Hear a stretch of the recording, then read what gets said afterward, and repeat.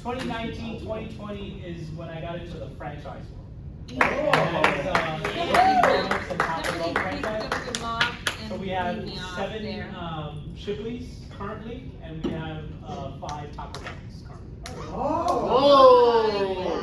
Good. And just to tell y'all the difference between like the bakery, the trucking, and all that, we have to create everything. Of course, we have to create a process. Wow. I gotta create document. If someone gets fired, I gotta do everything. Wow. When you buy a franchise, it's all done for you. They tell you, here's the book, here's all the forms you need, here's the process you need to follow. They give you everything that you need to do. Yeah, so you don't think as much as you would in the other side. So that's one thing I realized in these 2 companies. And the reason we got into the recycling business is, one thing in business that you'll learn, the hardest thing is to find a customer to sell to. That's the most difficult thing.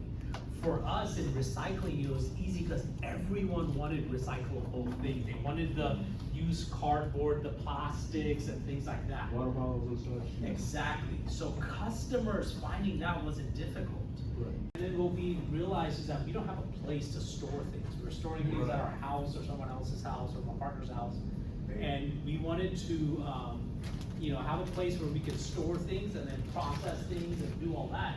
So we bought Dixie Diner, which was an old company out of Spring that back in the days used to formulate for this guy named Dr. Atkins. Now, they used to make all his stuff, low carb stuff, and then when that company was going under, we started purchasing that. Now that we had a facility where we could bring in things, we could make things and do things, then we started buying all these other companies that were just shut down. They were out of operation. So someone ran it, they started it, they put a lot of money into it, and they branded all these packagings and stuff that you see, and they just couldn't scale it, and they failed, so they shut it down.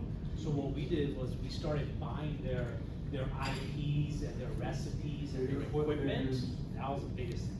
So we started buying the equipment to start making our own facility and start doing our own thing.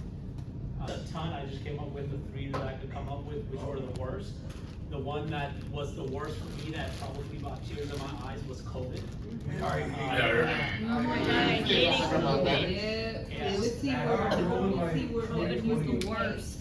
I had school, I had like what, high school over there at that time.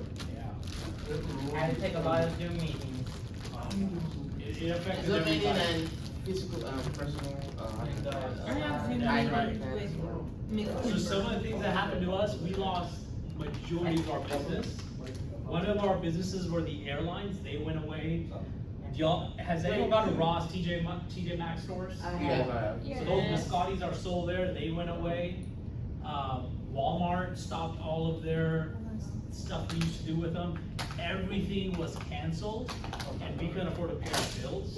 We had to lay off people, which was. It's gone to the oven once. Now it goes to the oven the second time. So that's what it looks crunchy. Yeah, that's how it gets the crunch. And then when it comes out of the oven, then there's a huge belt that just cools it. And these fans are the things that cool it before it goes into a metal detector. So we send it through there, so there's no metal in there. Right. And then we package it individually by putting on these things. And you see how it's getting packaged individually? Oh, I feel like And then there we go. And then there's a robot that takes that box and then they're palletized. Man, this is all about tech.